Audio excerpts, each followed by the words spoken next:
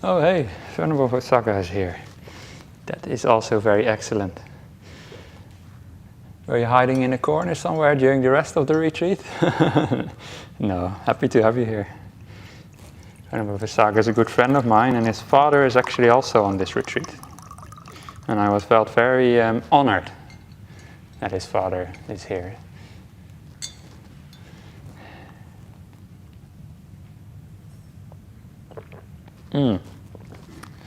So while reading the Metta Sutta, I was reminded of something I taught you this morning about how to get rid of drowsiness. And it says, and sleepiness and the dullness in the mind, which we're all very familiar with. And here it says, free from drowsiness, one should sustain this recollection.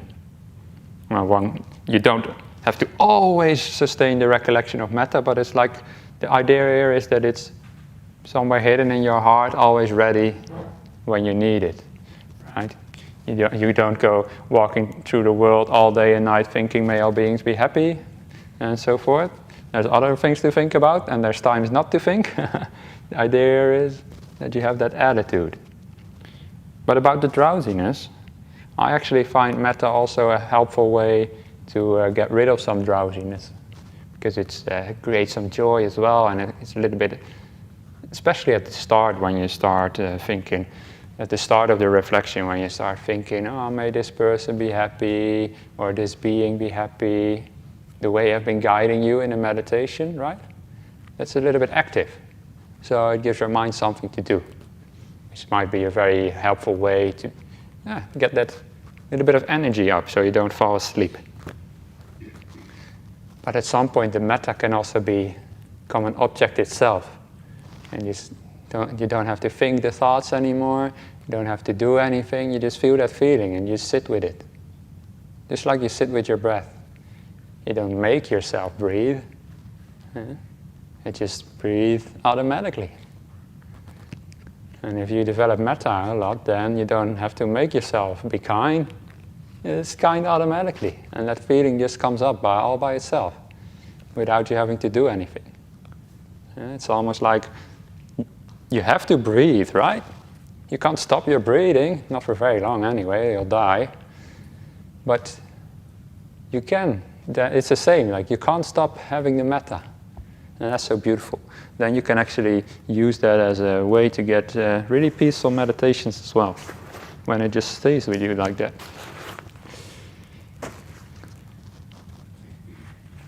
Do you agree? Yes.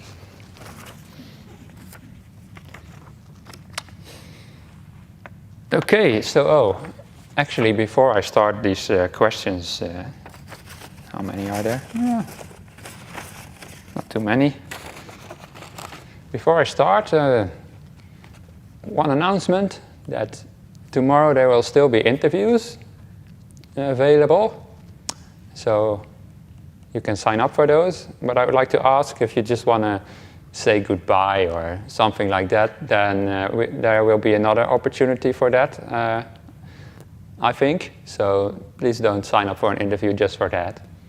Also, if I've already seen you quite a few times and there's nothing like extremely important to report, then give some room for other retreatants as well. Yeah? And if I haven't seen you yet, then I'd like to see you. So you might consider just signing up, just to check in, how are you doing?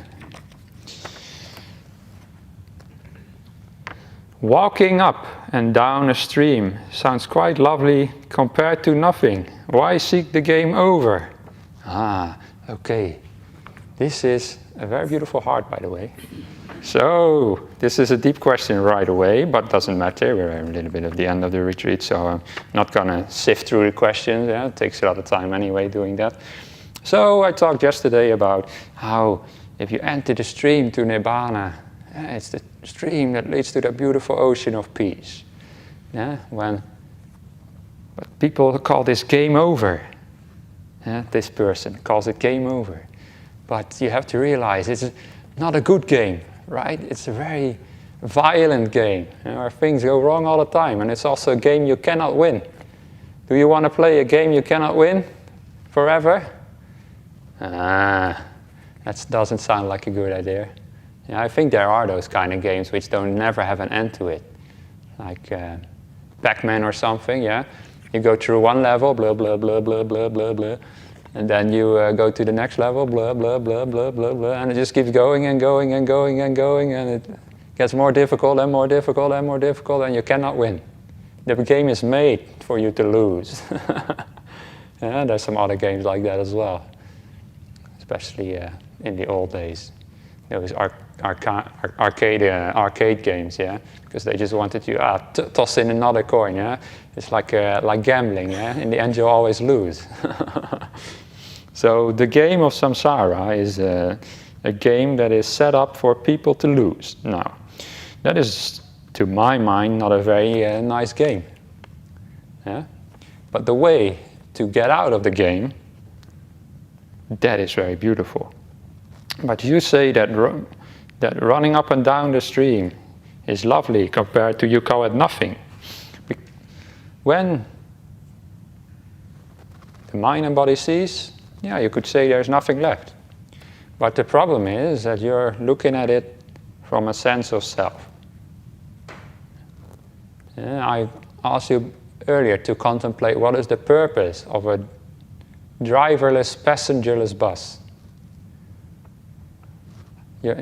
If you think, I'd like to stay in the bus, drive back and forth at the side of the stream, look at the scenery, then you think there's still a passenger in the bus.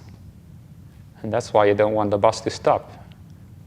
But if you see there's no passenger in the bus, then why keep driving up and down? There's no use to that. And then actually that becomes a very beautiful thing, actually. If you can look at life, say, from a third-person perspective, as it were. Yeah? And I don't have the Nibbana machine here, but I showed you before the Nibbana machine. Yeah? The only purpose is to switch itself off. That's the purpose of life, you could say. One way to look at it. And what's wrong with that? You know, it's just a matter of perspective. Who was it? Shakespeare said, nothing is inherently good or bad. It's just your thinking that makes it so. Nibbana is not inherently good or bad, but the way you look at it makes it so.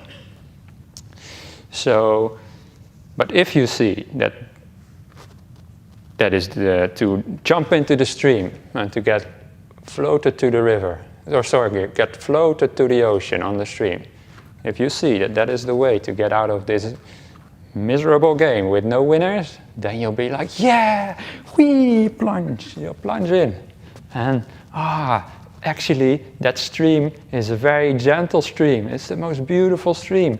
Actually, from inside the stream, it's much more beautiful than from on the banks of the river. And you even get one of these floatables to rest on. And you get your Hawaiian punch, you know, without alcohol. And you can just sit there and look at the scenery and see it all float by. And you don't have nothing to do.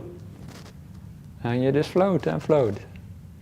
And that is why the Buddha said the Dhamma is beautiful in the beginning, the middle, and the end. The beginning is before stream entry. Yeah? You can find some beautiful meditations.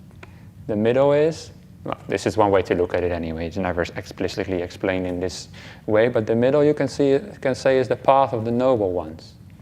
Yeah? It's very beautiful. Yeah? It's letting go more and more. And the more you let go of yourself, the more peace arises. And the end is Nibbana. That's the most beautiful thing of all. But I can understand why that doesn't appear lovely, because I said before, what the ordinary people think is happiness, the noble ones know is suffering. That's what the Buddha says. I haven't talked very much about suffering in this retreat, but noble ones look at life differently. Yeah, they're very happy, but they also see, don't want to keep playing this game forever and ever. Why sometimes there's bliss and other times not, if we are sitting the same way? Brackets attitude. Is it waiting for the karma to I can't read that, to clear up or something? Why takes time? Okay, yeah. I love this question. I love this question as well, see? I love them all.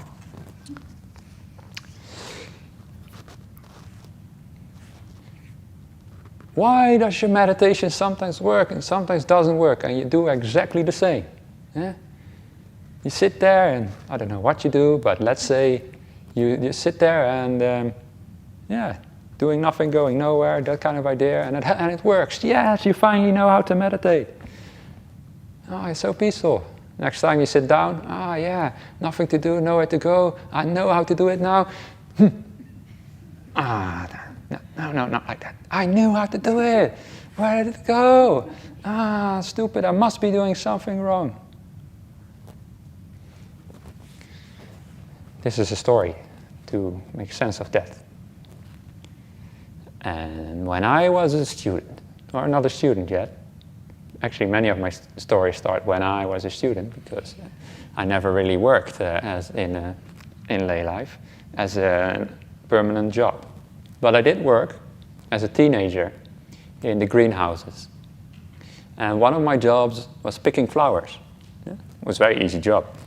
The flowers are very tall, so you didn't have to bend over. And you could just walk like that and just pick the flowers. And you put them in like a cart. And it was very beautiful. Very simple job in a way, but very, very nice to do. Quite meditative as well. Anyway, in my holidays I used to go there and we worked on the Mondays, the Tuesdays, the Wednesdays, the Fridays. Also the Thursdays, I skipped the one day there. Yeah. And the Saturday mornings as well. Sunday not, because that was a very Christian family, so they didn't work on the Sundays, but worked 6 days a week. Now, when I worked for 6 days a week, then Saturday I got my salary, from the boss. And this was such a nice boss, you know. You just walked up to him and he said, how much do I owe you this week? And he didn't really pay attention to how often you were there or whatever. So you could just say, so and so many euros, or maybe it was still not euros at the time. And then he just give you the money, plus a tip usually. But anyway, Saturday was the payday. Now, what if I thought, Monday, I go and work all day and I don't get any money. Tuesday, Wednesday, Thursday, Friday, I go and work all day and I don't get any money. From now on, I'll only go on Saturdays. Would that work? Well, maybe with that boss it would if you lied and you said you were there all week. So it's maybe a bad example, but you get the idea. Yeah? Sometimes it's payday because of all the work you've been putting in before. And with meditation, it's the same. Sometimes it's payday. You just sit there and everything comes together. It's not necessary that session alone you're doing things right. It means that in the past you've also been doing things right.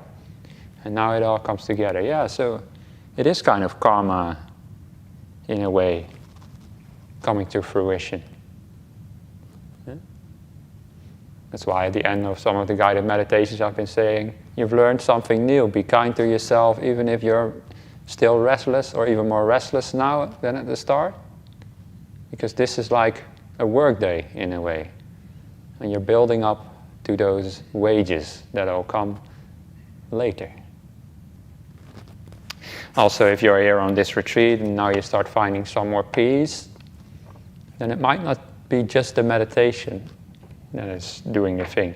Also these sense restraint, and having nothing much to do, and the not talking. All these things help as well. It's all supporting each other. Yeah? Could you please explain a little bit about the Buddhist lineages? orthodox versus unorthodox, and a little bit more about the Ajahn Brahm lineage, including his teacher, and why you chose this lineage over others. Okay, so there's different... lineages is a good word actually. Different lineages of Buddhism. There was only one Buddha. And in the beginning there was only one Buddhist lineage. And at some point people started arguing over certain things, sometimes silly things, like how to use the toilet or whatever, how to clean the toilet, and sometimes more serious things. And then, they started splitting up over time. Also, when they just went to distant lands, and they didn't have contact with India anymore, so they split up. That's what it means, Buddhist lineages. And the main lineages are the Mahayana, the Theravada, and the... I'm so unfamiliar with it. The Vajravada. Huh? Okay, let's say it's the Mahayana and the Theravada. And I'm trying to make the Mahayana joke. Who knows the Mahayana joke? Ajahn Brahm can so be creative sometimes. And he says, this is not Theravada, not Mahayana, but Hahayana. Yeah? So that's why I chose this one. It's the fun lineage. But no, it's actually, I don't think that we should think in terms of lineages, really, in Buddhism. Yeah, people are so individually different, that within lineages, people are all different. You can't just generalize it like that. And and why I chose this lineage is not so much that I chose it, maybe it sort of chose me in a way. I don't know. But when I started getting into meditation, and I told you before, I looked up on the internet how to still the thoughts. And then I found Ajahn Brahm, and he always kept inspiring me. And at some point I wanted to ordain. I sent a few emails to some different monasteries. And I got a few replies that I could come, including from here, Jhana. There was a little waiting list, but I thought, okay, then I can ordain with that teacher that I never met but always inspired me so much. And that's why I did that. One reason anyway. Another reason, and this is not just me sucking up or anything or showing off, but I learned that there's bhikkhunis here as well. And in some other monasteries that I was looking at, I heard that they were not supportive of bhikkhunis. And that just felt a bit yucky to me, do I want to ordain there? This feels more right, it's more complete. So that's another reason why I came here.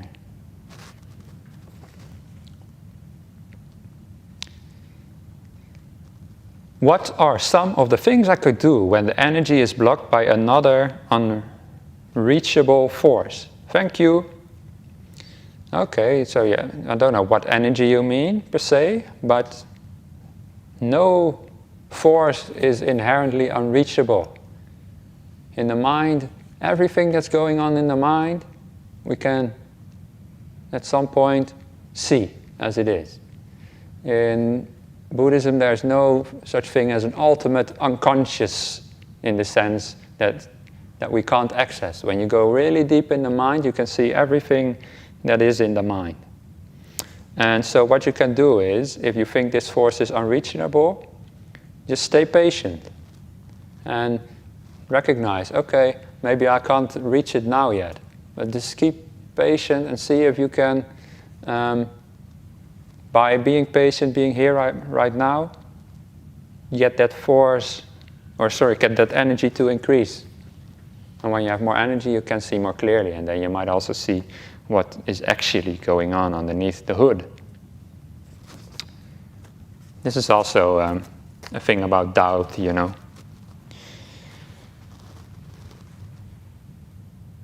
I didn't really talk about doubt as a hindrance during this retreat. Yeah? And in the suttas, there's sort of two kinds of doubts. One is doubt about the teachings, yeah? And one is doubt in your meditation. They're sort of related, but they're not exactly the same. So doubt about the teachings, one good way to resolve them is asking questions. And hopefully I'll give some decent answers. And that might resolve some of your doubts. Doubts in meditation is different. You can ask a teacher if a certain problem comes back again and again, but eventually, when it comes down to it, you have to figure it out yourself. And in my experience, and I'm so happy that I found this out very early in my meditation, there's two ways to deal with doubt in meditation. Yeah, when you sit there and you don't know exactly what's going on, is this unreachable force, what exactly is it, or what exactly is going on? Sunyo asked me, are you energetic or dull in this guided meditation? I don't know what's going on here. Yeah, that's doubt, can be. And there's two ways to resolve that doubt. One is to find the answer, and the other is to stop asking the question. You're laughing, but it's so helpful, has been for me. Yeah? Because I can be so analytical, and I've met a few of you who also can be analytical. And you sit in meditation, and, what's going on? What is this? Is it A or B? How do I solve this? Whatever, I don't care. And you just sit, you just drop the whole question. And then the doubt disappears. You still don't have an answer, but at least you're not in that state of, just not knowing what to do, right? Whether to turn left or right. Whatever. I'll just go left and see what happens. You don't always have to have an answer before you make a decision. In meditation especially. And that is one way to solve doubt. And the other is experience as well. Yeah, that's how you get the answers. Hello, when is the monastery opening day? Sadhu. Every day the monastery is open. I don't know exactly what to make of that question, to be honest. Oh, let me do this drawing.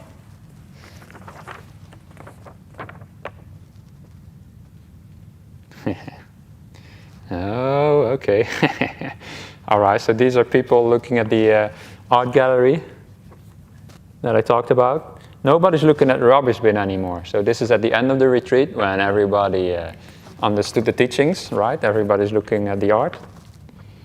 And they're all like, look at this art. One person is asking questions about the art, so this is still having doubt.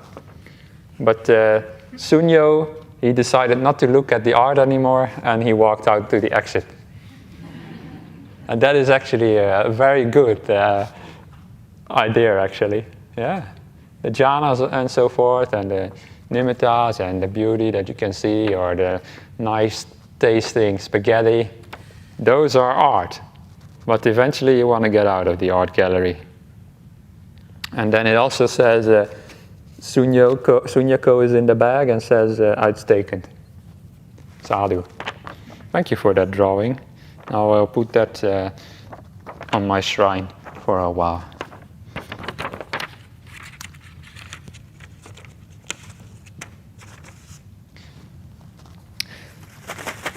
I once went to a modern art gallery in Edinburgh, in Scotland, and like a museum of modern art.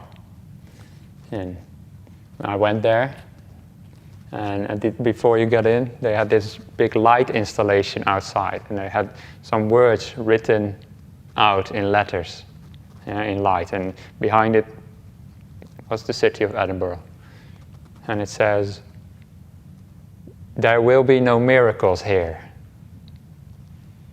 And for some reason that was kind of profound for me, because it made me like in the present moment. Like it's in life, sometimes you expect something to happen, but you don't know exactly what, but that thing that will happen is going to solve all your problems somehow. That's what it feels like. Yeah? If you just get your meditation just right, all your problems will be resolved. There will be no miracles here in this meditation. That was very useful for me. Maybe for some of you too. Yeah, it was actually about, the background story was that there used to be a city in France, I think it was Lourdes or something, I don't know how you say it in English. And there was this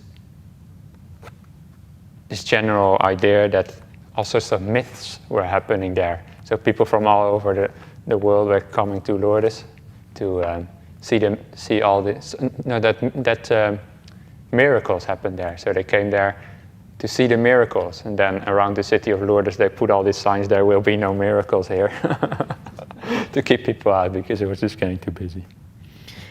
Should we put a sign like that at the entrance of Jhana Grove? There will be no miracles here. But maybe there will be miracles. Depends on how you look at it, what you mean by miracles. Dear Venerable Sunyo, can you please teach us how to use compassion as a meditation object? When might this be of benefit, but also what might be some of its dangers, if any? Also, your guided loving-kindness meditation towards a peaceful feeling in the body was really helpful. Might there be time for one more session on self-love and compassion? Thank you, Bhante. I'm not sure if there will be time. It's only this moment. Yeah, tomorrow I might be dead. Then you have to do it all by yourself. Don't laugh, it might be. No, yeah, you can laugh. I was actually joking. I don't think I'll be dead tomorrow. I feel very invigorated by this retreat. But you don't know. And I don't know. I haven't really planned what we're going to do. Maybe at the end. But compassion. Okay, I talked about kindness, loving kindness. And this is one of what we call the Brahma Viharas, which means like dwelling like a divine being. Brahma is like the high gods in Buddhism, and to dwell like Brahma is like to dwell like one of the highest beings in the world. So having metta, actually that says it right in the chanting, right? How do they translate it? Sublime abiding. Oh yeah, okay, well it means more literally like something like dwelling like a Brahma or a heavenly abiding. But these translations are a little bit more free to make it a little bit more accessible. But there's also other divine abidings, and one of them is compassion. The other one is joy or rejoicing for other people's happiness and your own. And the last one is equanimity. But compassion is, I would explain as loving kindness combined with an understanding of suffering and a recognition of suffering. Yeah? So it's like a spectrum, you could say, loving kindness and compassion, and also to some extent the other Brahma Viharas as well. Yeah, they're not completely separate things, yeah, but they're not the same thing either. So it's like a spectrum.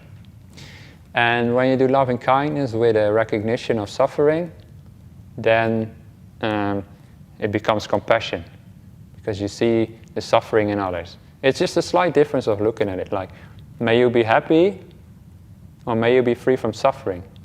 Those are different ideas, slightly different, and it creates a different emotion inside of us. And compassion can be a little bit more spicy or something. I don't know how to explain it, because it's a feeling. You just need to feel it. And to really do compassion properly, therefore you need to actually have understood some suffering. And the danger is, if you haven't let go of certain suffering yourself yet, that you get really dragged into that recognition. Yeah? And then you might get overwhelmed by that suffering. So instead of just being pure compassion, you also at the same time get sucked into that suffering, and that can be difficult. That's why usually we just teach loving kindness, because that doesn't have those kind of problems attached to it. But if you want to try compassion, you can imagine, instead of a being, may you be happy, you can imagine that angry demon, or actually Harry the demon, which is our friend now, right? No longer an angry demon. We love him now. That he is very hurt. Aww. He bumped his knee, and now he's got a scratch all on his knee. Aww. Can I take care of you? Can I take care of your knee, Harry?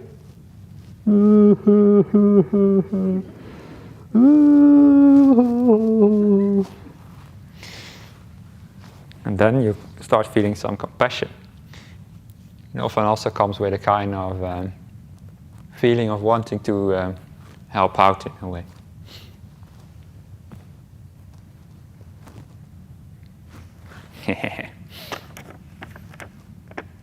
You know, yeah, when I said at first I thought these teddy bears were silly and a bit childish, and now I use them all the time. So actually, I've grown up.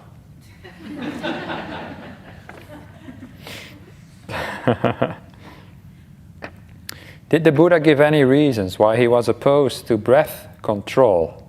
You know, controlling the length of the breath. Not specifically.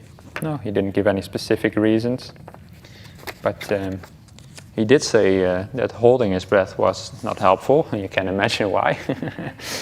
But yeah, that instruction, the way I read it, is at the start of the Anapanasati Sutta, mindfulness of breathing, is to not control the breath. To me, that comes out pretty clearly there.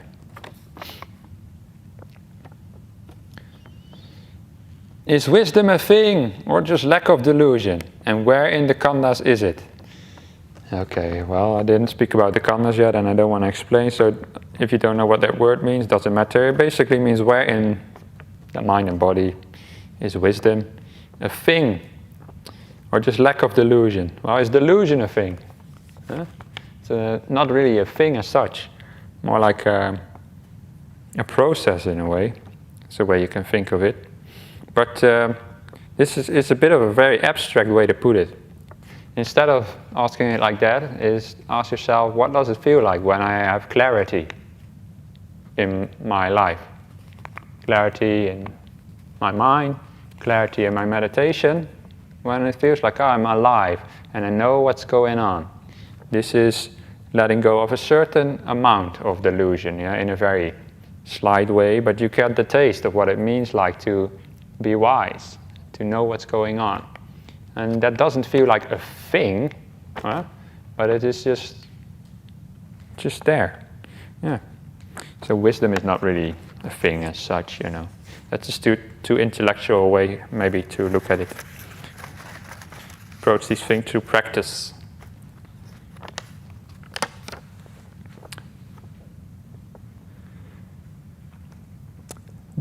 First it says at the top, just being half silly, half following our teacher's tough instructions, answer only when appropriate.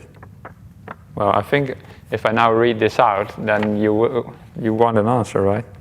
All of you. Dear Venerable, Ajahn Brahm explains Nibbana with the wishing game.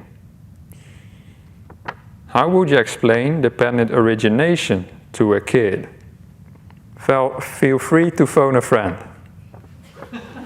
/ dial an abbot.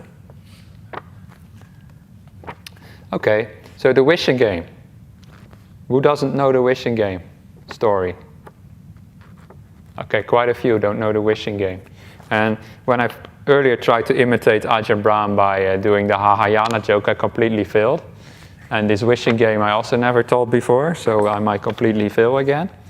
But the idea is, give me a moment to recollect it before I just start blabbing on.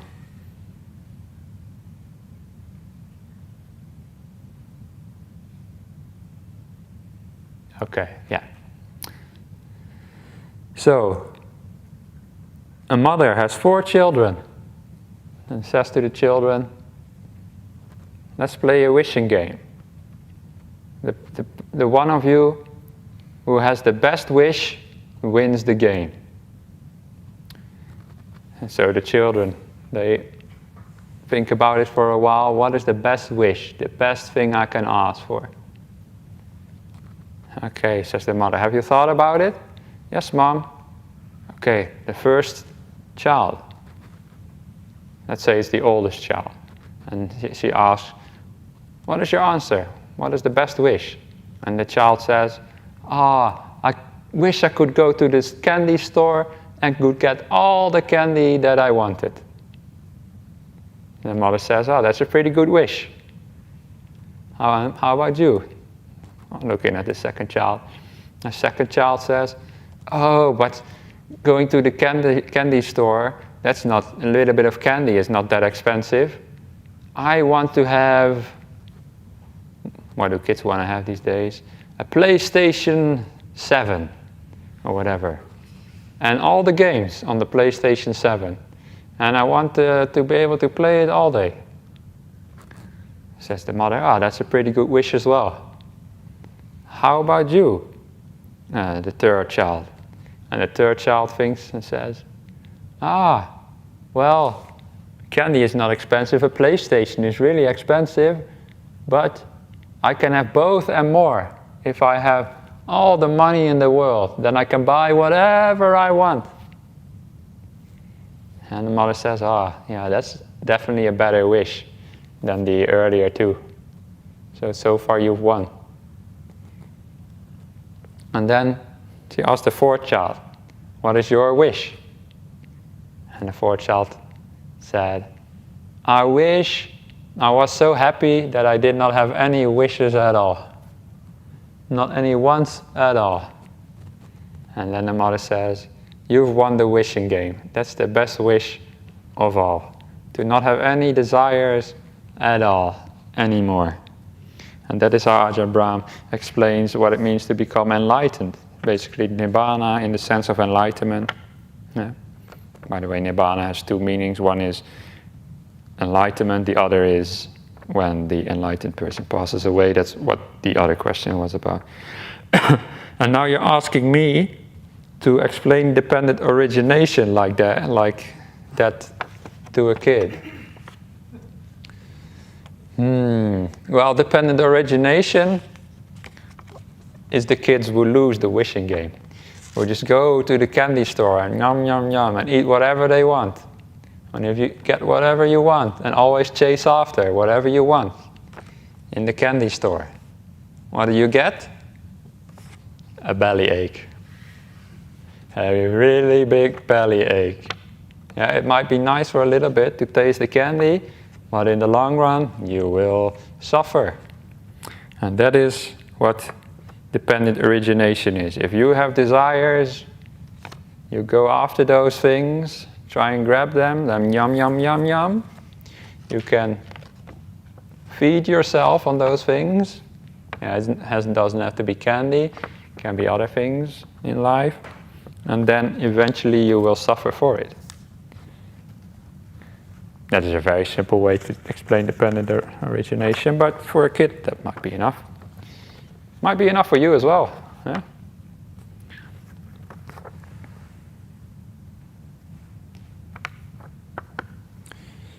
Can you be selfless or selfish when there is no self?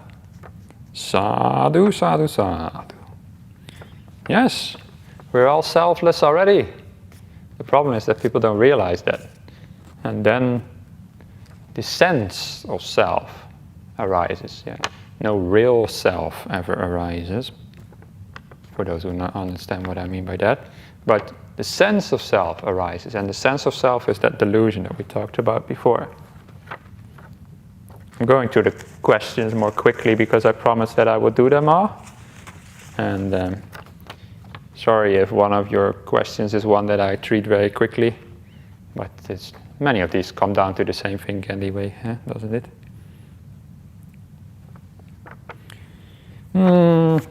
A bit more something different. Okay. Please explain Chanda Samadhi and how to benefit from goal setting. So this is a person who must have read some suttas or heard some talks. So Chanda Samadhi. So Samadhi is the jhanas basically. When the mind comes together. I call Samadhi unification. Ajahn calls it stillness. It's just two sides of the same idea. The mind becomes at one and still together. Another person asks, what is Chanda Samadhi? That's just a term used in some suttas. It's actually quite obscure. It's not very well known. And Chanda means, in this context, means enthusiasm. And it doesn't refer to a type of Samadhi, but to a certain cause of Samadhi. So when Samadhi is based upon enthusiasm, based upon Chanda, then it's called Chanda Samadhi. The jhanas are still exactly the same, but the way you got there is through enthusiasm. Because when you practice meditation, you need some sort of thing to drive you to do it, right? Yeah? There's a certain kind of impetus necessary, otherwise you would never sit down and you would just do whatever else in life. Yeah? And especially before you reach the stream entry, you need something to keep you going. And enthusiasm is one of those things. To just be enthusiastic about meditation. Yeah? I've used it in the guided meditations as well. Oh, so happy to be here, it's so cool to do this meditation. And that is enthusiasm. That can lift your energy, as I explained this morning. And that enthusiasm is one way to spice up the mind and reach these deep stages of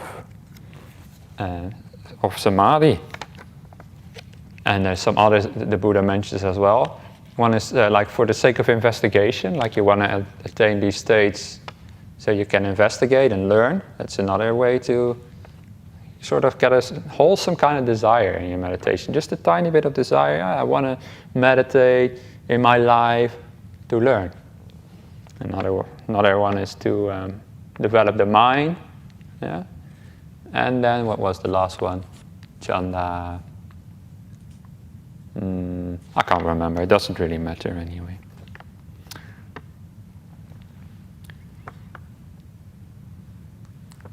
Bhante, thank you and all those who make these retreats possible.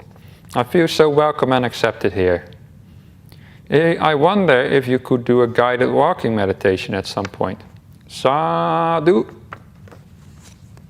I don't think. Do we have the time for that at some point? We could do it. Let me look at the schedule. We have to put it somewhere. Tomorrow's guided meditation. I just want us all to sit in silence and not to walking meditation. Let us see. So we got a whole day tomorrow. Wow. We can still be like the mayfly, you know? The mayfly who says to the oak tree, you might live 1,000 years, but I still got 1,000 moments. So it's exactly the same for you and me. So we still got 1,000 moments. So when can we do guided walking meditation?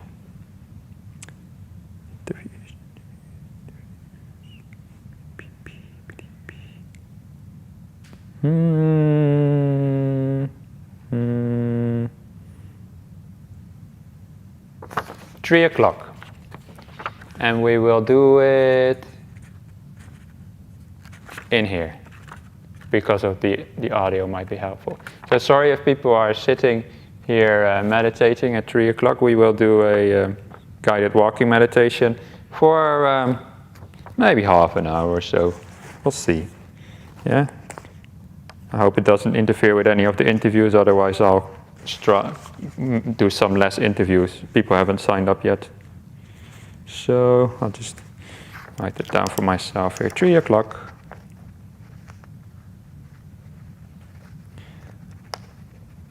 All right. And then at 4 o'clock we have the other guy, the group meditation. We can blend them maybe together somehow. We'll see.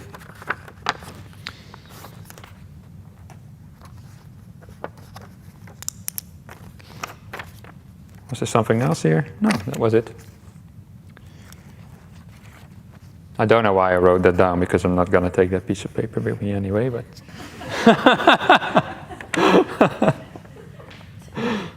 Sometimes writing it down helps you remember, I suppose. Do we encourage the 7 awakening factors to speed up the vanishing? Do encourage. Yeah, we do. Go, go, awakening factors, go! Go, what are they again? Mindfulness. Go, contemplation. Go, energy. Go, joy. Go, samadhi. Go, equanimity. And go, I skipped one, but you go as well. It's harder when you do it like that, to remember them. Yeah. And the way to encourage them is not to be a cheerleader, but be a cheerleader to your own mind, you know, and enjoy these awakening factors. Yeah? Tranquility. I think most of you will find stillness, tranquility, peace. That's the one I skipped, by the way. I remember it now. Yeah? So go tranquility as well. Some people might find that a boring idea.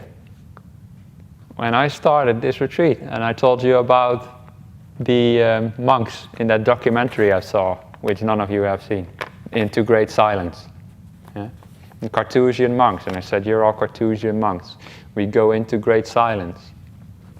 That documentary lasted 3 hours, and no single word is said. And I was so enthralled by it, as a layperson, when I watched it. Wow, this is so amazing. And I was always inspired by monks. Even before I knew about Buddhism, I was inspired by monks, Christian monks, the way they lived. There was just something beautiful about it, to me. But some people find silence and stillness really, really boring, right? And if you find the silence and peace really, really boring, then you're not encouraging the tranquility awakening factor. So make it something you want in a wholesome way, something that you value. That's the way to put it. Not want, but value. Something you value in your life, something that you want to make a part of your life. Also when you go back home. Make peace a part of what you value. Something that you see as beautiful. And that is the way to encourage these awakening factors. Instead of just cheering, yay. I just want to tell a story because it gets a bit too automatic. I feel like an answering robot at some point. What does one know at dream entry? That's the next question for tomorrow. And you know this, that. So a story, make it a bit more free. So, when I was a younger boy and living with my parents, once a year we would go on a holiday. Yippee! Yeah, all the 4 of us jump in the car. I had another brother who passed away quite young, so that was all right. But he wasn't there. But it was just the 4 of us, and we usually didn't go that very far because my mom didn't like driving. So we usually went to Belgium, which is like from the Netherlands, that's closer than from here to Margaret River. Yeah. It is. It's not a very long drive. So that's where I usually went. But the scenery is very different than the Netherlands. Yeah, the Netherlands, I don't know if you know, but it's flat like a pancake, nothing there. And Belgium, and usually we go to the Ardennes, it's all hilly, and you've got all sorts of castles and things that are never you see in the Netherlands. So it was really something different and exotic. And one thing you also had there in Belgium was a lot of Trappist monasteries. Like the Trappists are a certain kind of Christian lineage. And we used to go there and visit. and have a look at some of them. Why? Because they brew beer, and my father was into all that sort of beer, like specialty beers.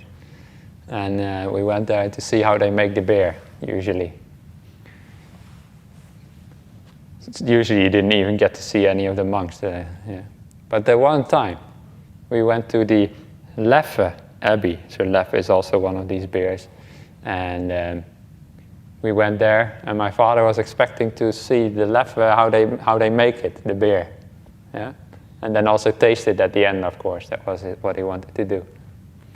And we came there into the abbey, and this old monk met us in the entry hall. And this was like one of these old stone buildings. And I was already, wow, this is cool, yeah, you know. And into the entry hall, and he stood there. He took a few steps on the stairs, so he looked over everybody with his monkish beard and his robes. And he said, I know, probably all of you came here to see how we brew the beer. But years ago, we sold the name of our monastery to a factory outside of town. And they just brew the beer under our brand name. We don't make beer anymore.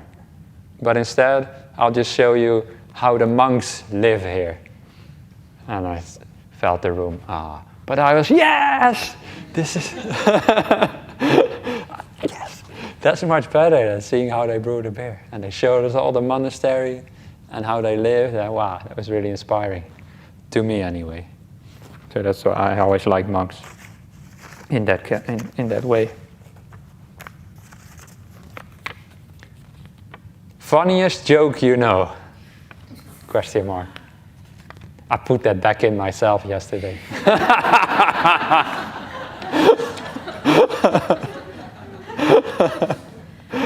I told you not to put in any more joke question, but then I put it back in.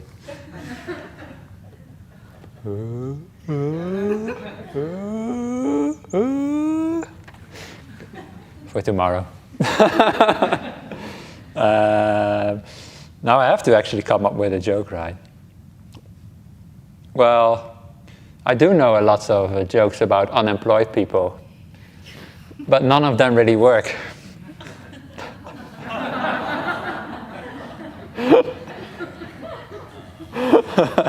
So bad.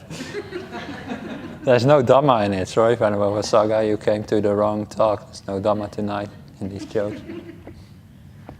Do you know a good joke, Venerable?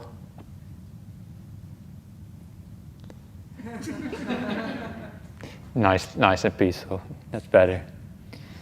So a lady, she gave birth. And while giving birth, she fell into a coma for 6 months. But all was good, all healthy. She came out of the coma. And then the doctor said, oh, you're all okay. And you gave birth to a twin, a girl and a boy. But because you were in a coma for so long, they had to be given a name for the birth certificate. And we asked your brother to do it, because he didn't have a husband. And then the lady said, oh no, but my brother is a moron. What did he call them? And the doctor said, well, the girl is called Denise. And the lady said, oh, okay, that's decent enough. How about the boy? The nephew.